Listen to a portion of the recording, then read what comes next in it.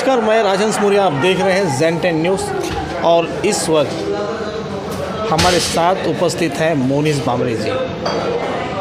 वैसे तो आपने देखा ही होगा कि देश के आतंकियों से लड़ने वाले हमारे जो जवान अक्सर बाहर, सरहद के बाहर कई देशों में लड़ते रहते हैं और हमारी देश की रक्षा करते हैं। पर देश के अंदर की जो आतंकी हैं, जो भ्रष्टाचार है, जिसमें स्मगलिंग और साथ साथ देश के कई से ऐसे जो आपराधिक घटनाएं को जो अंजाम देते हैं, ऐसी घटनाओं को रोकने का काम, ऐसे आपराधिक जो चीज़ें हैं जो देश के अंदर जो आतंक जो फैलाते हैं, ऐसे जो लोग हैं उनके ऊपर काम करते हैं।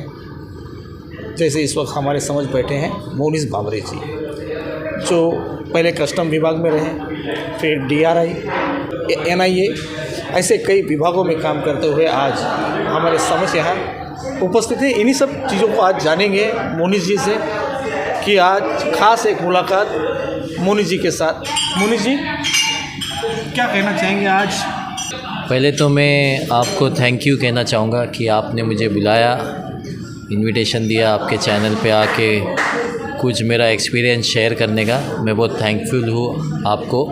मोनिश जी, काफ़ी अखबारों में ड्रग्स के मामले हो गए, लाल चंदन के मामले हो गए, और जो आपके जो कई विभाग में आप काम कर चुके हैं, कस्टम से फिर DRI से NIA में, कई चीज़ों को देखा गया। हर जगह पर आपको प्रशंसा की एक सीढ़ी मिलती गई और कहते हैं कि कामयाबी जब ही मिलती है जब काम अच्छा हो। क्या कहना चाहते हैं? काम अच्छा तब होता है जब हमारे दिमाग में कुछ अच्छा करने का होता है, और अच्छा करने के लिए मेहनत तो करनी पड़ती है, लेकिन जो 100 लोगों ने मेरे पे मेहनत अपनी इन्वेस्ट की है, उनके वजह से मैं अच्छा काम कर पाया। जैसे मेरी फ़र्स्ट पोस्टिंग थी सेंट्रल इंटेलिजेंस यूनिट नावाशिवा में, तो वहाँ मेरी मुलाकात हुई थी MD देसाई सर, जिनको मैं गुरु मानता हूँ इन्वेस्टिगेशन का। मतलब उनसे मैंने इतना कुछ सीखा है, इन्वेस्टिगेशन कैसे करते हैं, एविडेंस कैसे कोराबरेट करते हैं, कैसे गैदर करते हैं कोई केस से लिंक हो, उनसे बहुत सीखने मिला। और वहाँ मुझे पोस्ट किया था पराग सिंह सर थे, जो डेप्यूटी कमिश्नर है, उन्होंने मुझे पोस्ट किया था क्योंकि मुझे काम सीखना था। तो हर चीज़ मुझे सीखने में बहुत अच्छा लगता है, तो इंटेलिजेंस के प्रति मेरी रुचि थी, तो मुझे सीखना था। और मैं जो डिपार्टमेंट में काम करता हूँ वो क्या काम है वो मुझे जानना था। तो इसके लिए पराग सिंह सर ने मुझे इंटेलिजेंस में पोस्ट किया था MD देसाई सर के अंदर, उनके अंडर। वहाँ दहीवले सर थे, पुष्पराज दहीवले सर थे, वो भी बहुत मतलब बड़े ऑफिसर बोल सकते हैं, अतुल रानाडे सर थे। इन सब से मुझे बहुत कुछ सीखने मिला वहाँ, और वहाँ ही मेरी शुरुआत हुई। तो उनको देख के मैं इंफॉर्मेशन गैदर करने लगा, यहाँ वहाँ जाने लगा। मुझे ज़्यादा करके फील्ड वर्क दिया था, तो वहाँ जब पोस्टेड था तो एक रेड सैंडर्स की इंफॉर्मेशन आई थी, जिसके वजह से हम केस क्रैक कर चुके थे। तो रेड सैंडर्स जो लाल चंदन है वो बहुत फेमस हो गया था वो केस, तो उसके वजह से मुझे बहुत अप्रिसिएशन मिला था पराग सर से। फिर हमारे प्रिंसिपल कमिश्नर सर थे CS प्रसाद सर। अच्छा, जो मैं टोक रहा हूँ, माफ़ी चाहता हूँ, लाल चंदन जो होता है, लाल चंदन के ऐसे जो केसेस हैं तो इस कई टनों में जाता है। किस तरीके से इसकी जो स्मगलिंग कहेंगे एक हिसाब से, तो मतलब इसके ऊपर कैसा वर्क कर रहे थे आपकी टीम और आप? पहले तो लाल चंदन जो एक्सपोर्ट था वो प्रोहिबिटेड था, बाद में उसमें रेस्ट्रिक्शंस आए। कर्नाटका से अगर कोई NOC ले सकता है या लाइसेंस इशू होता है तो आप एक्सपोर्ट कर सकते हैं अभी के सिचुएशन में। पहले ऐसा नहीं था, पहले प्रोहिबिटेड था। तो लोग क्या करते थे, उसको मिस डिक्लेयर करते थे। जो स्मगलर्स है, एक्सपोर्टर्स है, रॉड बोलते थे या ऑनियंस में ये करके उसे स्मगल करते थे देश के बाहर, क्योंकि देश के बाहर उसकी बहुत वैल्यू है, उसके बहुत सारे यूजेस है। बेसिकली यहाँ से दुबई जाता है, दुबई से फिर हांगकांग या चाइना डाइवर्ट होता है। चाइना तक जो है हमारा लाल चंदन जो है मतलब हाँ, स्मगलिंग के वो बाद। बहुत सारे चीज़ें मेडिसिनल यूज़ है उसका, फिर कूलेंट एज अ कूलेंट भी यूज़ होता है, न्यूक्लियर पावर प्लांट में कूलेंट भी यूज़ होता है। फिर जापान जाएगा तो जो फर्नीचर्स में यूज़ होता है या कोई मतलब हैंडीक्राफ्ट्स है उसमें यूज़ होता है, उसके अलग अलग यूजेस है। तो जब आप तो ये NIA में फिर आए उसके बाद तो नहीं, उसके बाद मैंने एक मनी लॉन्ड्रिंग का केस किया था। Money laundering. हाँ, तो गोश्त एक्सपोर्ट करके है जो खाली कंटेनर जाता है, लेकिन वहाँ से रेमिटेंस आ जाता है, कोई माल गया नहीं, पैसे आ गए। तो वो एक केस क्रैक किया था हमने, जिसके वजह से हवाला कहते हैं। हाँ, इसको हवाला कहते हैं, क्योंकि देश के बाहर से पैसा आ रहा है तो उसे, और देश के बाहर जो पैसा जाता है उसे हवाला कहते हैं। तो ये काला धन है? नहीं, ब्लैक मनी नहीं बोल सकते उसे। ब्लैक मनी जो रहता है वो इनकम टैक्स के परव्यू में आता है, और मनी लॉन्ड्रिंग और हवाला जो है वो ED के परव्यू में आता है। अच्छा। जैसे अगर कोई पैसा क्राइम से आया है, बाहर के देश में कुछ क्राइम हो गया और वहाँ से पैसा आया है, तो उसे रेड मनी कहते हैं। और जो ड्रग्स से जो पैसा आता है, जैसे आपने देखा रहेगा बहुत सारे ड्रग्स आते हैं बाहर से, अफ़गानिस्तान से, तो उसका जो पैसा जाता है उसे पिंक मनी बोलते हैं। तो रेड मनी और पिंक मनी है। जो ड्रग्स से पैसा आता है उसे पिंक मनी बोलते हैं, और जो क्राइम से पैसा आता है उसे रेड मनी कहते हैं। और आप जो बात करें ब्लैक मनी की, वो इनकम टैक्स का जो है काला धन जो बोलते हैं, जो इंडिया में ही जो टैक्स नहीं भरते हैं, जिसे बचा के रखते हैं, चोरी करते हैं, उसे ब्लैक मनी कहते हैं। अच्छा। तो वहाँ से फिर वो केस होने के बाद पराग सर ने मुझे बोला कि अच्छा है, तू एस्टैब्लिश हो गया है, तू DRI में चले जा। तो मुझे पता नहीं था DRI क्या है, डायरेक्टरेट ऑफ रेवेन्यू इंटेलिजेंस है। तो वहाँ उनसे धनंजय माली सर से बात हुई थी, तो पराग सर ने मुझे कहा कि मेरी बात हो गई है उनसे, तू वहाँ चले जा। तो तब तक मेरे पास एक गोल्ड की इन्फॉर्मेशन थी, फॉरेन मार्किंग गोल्ड जो कस्टम एक्ट में है, किसी के पास था, तो और उसका कुछ उनके पास प्रूफ वगैरह, इनवॉइस वगैरह नहीं था कि वो गोल्ड कैसे आया है फॉरेन मार्किंग उनके पास। तो वो एक केस था जो धनंजय माली सर के साथ मैंने डिस्कस किया, तो सर ने भी मुझे बहुत अप्रिशिएट किया, और DRI में CSEL करके है, वहाँ पोस्ट किया, जो आउटराइट स्मगलिंग देखता है। और ये जो हवाला का बात था, ये कमर्शियल फ्रॉड्स था, वो आउटराइट में काउंट नहीं होता। तो यहाँ मेरे को आउटराइट स्मगलिंग में पोस्ट किया था, तो वहाँ मैं मिला वेंकट सुब्रमण्यम सर से, जो सुपरिटेंडेंट है, सीनियर इंटेलिजेंस ऑफिसर। वो इतने एनर्जेटिक थे, लेट 40s में थे, लेकिन उनका जो पैशन था काम करने का, जो तरीका था, उससे मैं बहुत अट्रैक्ट हुआ था। और मैं सोचता था कि ये सर, ये मतलब लेट 40s में इतना काम करते हैं, तो मुझे बहुत उनको देख के बहुत ये हुआ। फिर सत्य प्रकाश सर थे, उनका इंट्रोगेशन स्किल, उनका पूछने का तरीका, उनको जो एक्यूज़ड है उनको इंट्रोगेट करने का तरीका मुझे बहुत पसंद आया। तो उनकी एक क्वालिटी ले ली मैंने, वेंकट सर की एक क्वालिटी ले ली। फिर रमाकांत मोरे सर थे, उनका शांत स्वभाव था, उनका जो फील्ड का था, तो उनकी फील्ड की क्वालिटी ले ली। मतलब हर किसी से हाँ, सीखने मिले। फिर जैन नायर सर भी थे, वो हमेशा शांत रहते थे।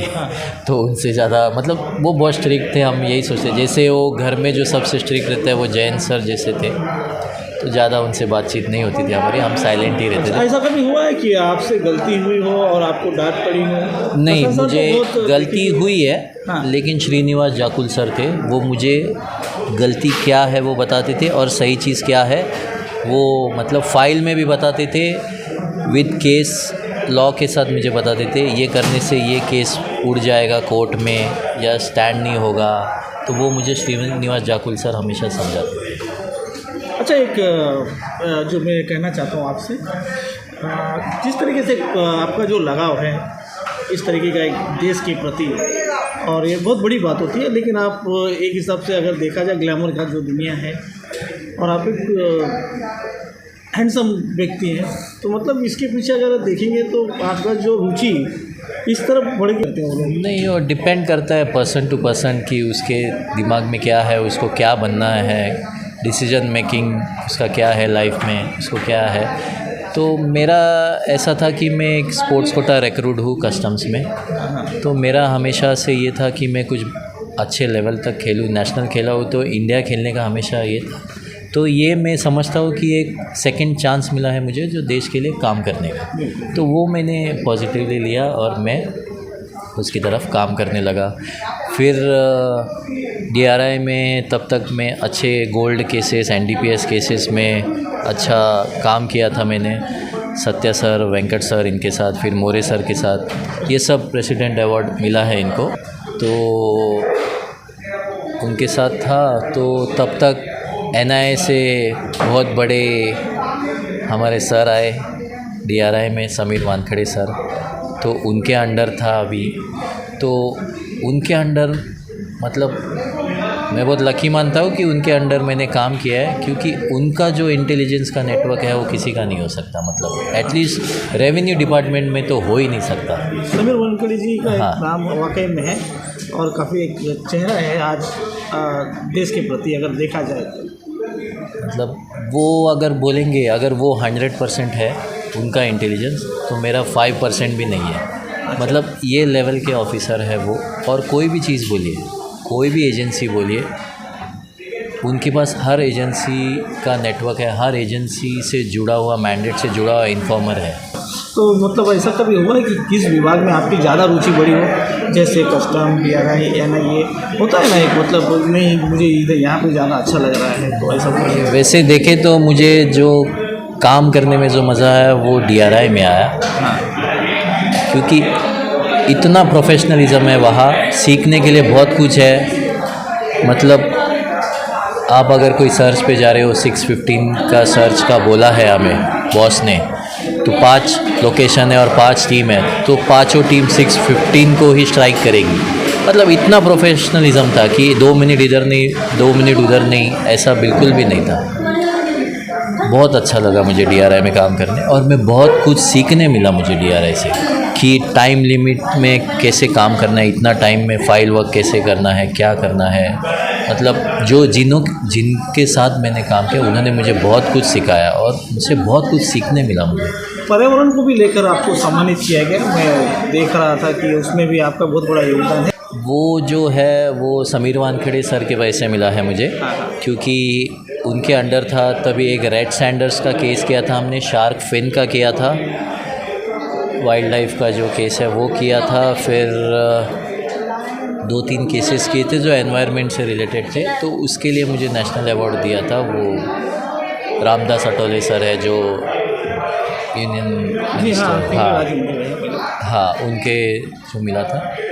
क्योंकि मतलब समीर सर ने मुझे जब भी कोई फील्ड वर्क आता था तो सबसे पहले मुझे लेते थे, तो मुझे बहुत अच्छा लगता था कि सर ने मुझे, मतलब मेरे को नींद नहीं आता था, नेक्स्ट डे मुझे सुबह 5 बजे जाना है, तो मैं घर पे भी बोलता था कि समीर सर ने मुझे बोला है कल तू जाएगा करके, तू लीड करेगा करके। तो वो एक एक्साइटमेंट था, वो मतलब दिलचस्पी बढ़ जाती है। हाँ, तो और अच्छा लगता था मुझे, अरे इतना बड़ा सर ने मेरा नाम लिया, मतलब टीम में सबसे पहले।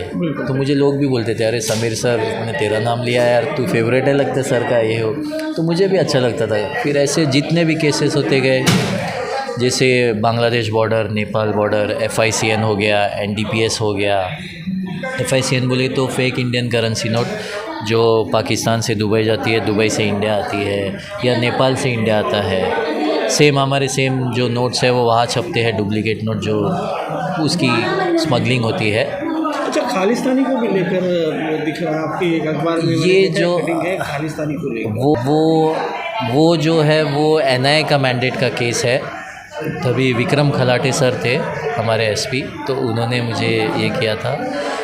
तो NIA में जाना, मतलब DRI से जा रहा था, तो मुझे बहुत जन ने बोला था कि NIA इंडिया का बेस्ट इन्वेस्टिगेशन एजेंसी है, तो मुझे थोड़ा डर रहा भी था। लेकिन वहाँ जो IG सर थे, आलोक मित्तल सर, उन्होंने मुझे बहुत सपोर्ट किया, और GP सिंह सर ने, ये दोनों सर के वजह से मैं NIA में पोस्ट हुआ। दिल्ली में था और उन्होंने मुझे मेरे घर में पोस्टिंग दी, मुंबई। तो मतलब ये दो जो सर है उनको मेरे पे ट्रस्ट था काम करने पे। उनको अभी NIA में है, तो उनको तो मेरे बारे में पूरा पता था, मेरे बताने से पहले उनको सब मालूम था मेरे बारे में। तो उनका बहुत उनको बहुत थैंकफुल हूँ मैं, जीपी सिंह सर और आलोक मित्तल सर जो आईजी है। फिर अनिल शुक्ला सर थे जो आईजी थे हमारे एनआई के, उन्होंने मुझे FICN केस के लिए कमेंडेशन दिया। फिर भीमा कोरेगांव जो केस है अर्बन नक्सल्स जो पुणे का भीमा कोरेगांव, उसमें मुझे कमेंडेशन मिला। फिर एंटीलिया बॉम्ब केस में मुझे कमेंडेशन दिया अनिल शुक्ला सर ने जो आईजी थे, तो बहुत अच्छा लगा। उन्होंने भी मुझे फील्ड पे बहुत सारे काम दिए, तो यहाँ से वहाँ स्टेट टू स्टेट इन्वेस्टिगेशन के लिए जाना पड़ता था वहाँ, तो वो एक अलग एक्सपीरियंस था। यहाँ DRI में अगर हम 2-3 दिन सर्च करें तो वहाँ 10 दिन कर रहे हैं, वहाँ 15 दिन कर रहे हैं। तो जाने का टाइम तय था, आने का पता नहीं कितने दिन लग जाए। NIA में और DRI में ये डिफरेंस इस चीज़ के लिए आपको सम्मान किया गया था? मैं नहीं, ये जो है मैं डेपुटेशन में NIA में था, और मेरा एक फ्रेंड है सचिन चौरगे जो इंस्पेक्टर है, वो भी NIA में पोस्टेड था डेपुटेशन में, वो BSF से है। तो ये उन्होंने मुझे कारगिल गया था तभी वहाँ मेरे लिए गिफ्ट दिया है। अच्छा, गिफ्ट दिया है? हाँ, तो वो BSF यूनिट 62 में पोस्टेड है, वो बजूका वगैरह चलाए हैं उन्होंने। तो NIA का हमारी ट्रेनिंग रहती थी वेपन्स की, तो ग्लॉग वगैरह हम चलाते थे। यहाँ परेल में जो पुलिस ये है वहाँ पे शूटिंग प्रैक्टिस होती है हमारी NIA की, ग्लॉग वगैरह पिस्टल वगैरह से। तो ये सचिन चौरगे जी थे, वो मतलब उनके लिए वो ग्लॉक खिलौना था क्योंकि वो बड़े बड़े वेपन चलाते थे, तो उन्होंने मुझे गिफ्ट किया। तो शूटिंग कैसे करना है उन्होंने मुझे सिखाई थी, मतलब स्टार्टिंग। मैं सवाल इसके लिए कर रहा हूँ, मुझे देखने के बाद इतनी गर्मी आ रही है, तो इसे पहनने वालों को क्या महसूस होता होगा? इसके अंदर जो पावर है। यस तो कभी भी अगर आपका फ्लैग कैरी करे तो एक अलग ही फीलिंग होती है, वो अंदर से आपको मतलब। जी बिल्कुल। हाँ, तो कोई अब खेल रहे भी हो, कंट्री के लिए खेल रहे, तो एक अलग जो ग्राउंड में जो जोश रहता है, वैसे ही हमारा जब जाते हैं तो वही जोश रहता है। मतलब मैं बता नहीं पाऊँगा, मतलब वो अलग ये है, लेवल है। मतलब आप वो टाइम पे ऐसा है कि कोई जान भी देनी पड़े तो जान भी दे देंगे देश के लिए, ऐसा है। तो आगे पीछे नहीं सोचते हम। एक आखिरी सवाल सर, जाते देश की युवा पीढ़ी को आप क्या संदेश देना चाहेंगे आप? देश के युवा पीढ़ी को यही बोलना चाहूँगा कि थोड़े हेल्थ कॉन्शियस रहे, फिटनेस पे ध्यान दे, क्वालिटी एजुकेशन ले, डिजिटल लिटरेसी रखे, डिसीजन मेकिंग प्रोसेस अपने लाइफ के लिए अच्छा ले, अच्छी तरफ बढ़े। ना ही ये अभी मैं देखता हूँ बहुत सारे मतलब जो वेप वगैरह पीते हैं, ई सिगरेट। जैसे अभी मैं फिर से सेंट्रल इंटेलिजेंस यूनिट में पोस्टेड हूँ नावाशिवा में, जहाँ से शुरुआत की थी वही आ गया हूँ वापस। तो वहाँ हमने चाइनीज़ ई सिगरेट का केस किया है जो प्रोहिबिटेड है, इंडिया में बैन है मतलब। और मैं देखता हूँ कहीं अभी कॉलेज के बच्चे सब स्टूडेंट लोग सब ई सिगरेट पीते रहते हैं, तो मुझे दुख होता है। जबकि वो बैन है फिर भी कहाँ से स्मगल होके आ रहा है, दूसरे स्टेट से आ रहा है या जो भी है। फिर एक चाइनीज़ फायर क्रैकर भी आते हैं जी, जो मोस्टली IPL में यूज़ होते हैं अभी। हाँ। तो चाइनीज़ फायर क्रैकर का इंपोर्ट भी प्रोहिबिटेड है, रेस्ट्रिक्टेड है, फिर भी स्मगल होते हैं अलग अलग स्टेट से कहीं ना कहीं, जिनको पहुंचना है पहुंचते हैं। कैसे रोकथाम लग सकता है इन सब चीज़ों पर? क्योंकि आपने कई वर्ग पे काम करते हुए आए हैं, तो कहाँ मतलब कहीं पे तो कुछ कमियां हैं जो मतलब ये देखी जा रही हैं। ये बेसिकली रोकने के लिए या ह्यूमन इंटेलिजेंस लगेगा या आपको डेटा एनालिसिस करना पड़ेगा, सिस्टम में बैठ के देखना पड़ेगा मोडस ऑपरेंडी क्या है, कैसे चल रहा है, उसके लिए स्टडी करना पड़ेगा। ऐसा नहीं है कि कोई चीज़ रोक नहीं सकते। अगर हम बोलते हैं ना, वो डायलॉग है, अगर इंडिया की पुलिस चाहे तो मंदिर के बाहर से एक चप्पल भी चोरी नहीं हो सकती। तो ऐसा कुछ है नहीं कि कोई चीज़ को हम रोक नहीं सकते। हाँ, मैं तो चाहूँगा कि अभी तो ईमेल हर जगह है और हर एक को आता है ईमेल करना, या डायरेक्टली एक्सेस है। अभी किसी को भी कोई इन्फॉर्मेशन आए तो आके सीधा ऑफिस में हायर अथॉरिटीज़ को बोल सकते हैं, या जो ऑफिसर ट्रस्टवर्दी है आपको लगता है, ऑलरेडी एक रेपुटेशन बना रहता है हर ऑर्गेनाइजेशन में ऑफिसर का, सबको पता रहता है कि ये क्या काम करता है और क्या नहीं।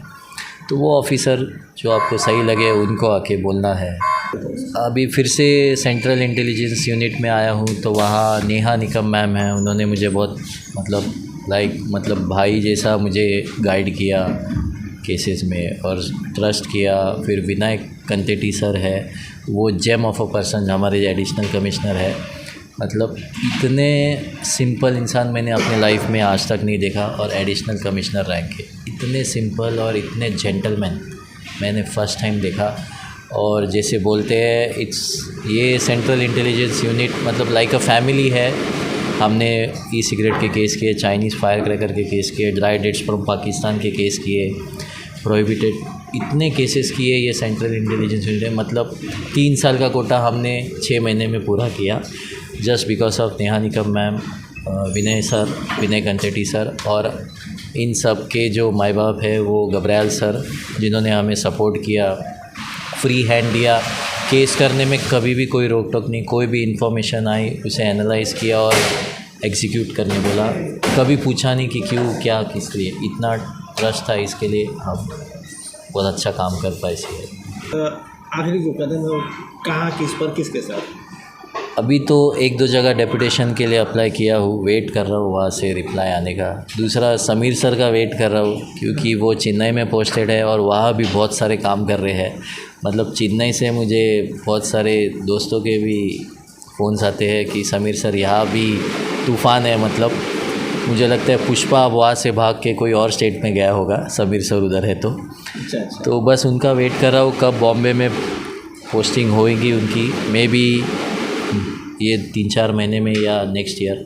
तो एक कोर टीम बनाएंगे, फिर से मुझे लेंगे टीम में और फिर से बॉम्बे को जगाना है कि ही इज़ बैक। तो जैसे कि आपने देखा जो सारी बातों को आज मोनिस भांबरे जी ने हमारे समझ जो रखा, युवाओं को जो नशीली पदार्थ से बचने के लिए और उसके बाद जो है एक सही रास्ता देखना, उसके साथ साथ एक सबसे बड़ी बात आपको एक चीज़ बताना चाहता हूँ आज की एक मुलाकात जो हमारी हुई थी एक फुटबॉल के प्रति, जहाँ पर हमारी मुलाकात समीर वानखेड़े जी और मोनिस भांबरे सहित सुशील कुमार फुटबॉल को लेकर एक टूर्नामेंट रखा गया था। टूर्नामेंट में चीफ गेस्ट के तौर पर जब पहुँचे थे समीर वानखेड़े जी, उस वक्त समीर वानखेड़े जी ने एक जो बात कही थी, समीर वानखेड़े जी ने हमारे बीच में, इस one of the best officer, ये मेरे सबसे चहीते ऑफिसर हैं मोनिस भांबरे। तो आज मोनिस भांबरे जी को समीर वानखेड़े जी का इंतज़ार है और हमें भी उन लम्हों का, उन पलों का इंतज़ार रहेगा। आज के लिए बस इतना ही। मैं रानी दोस्तों।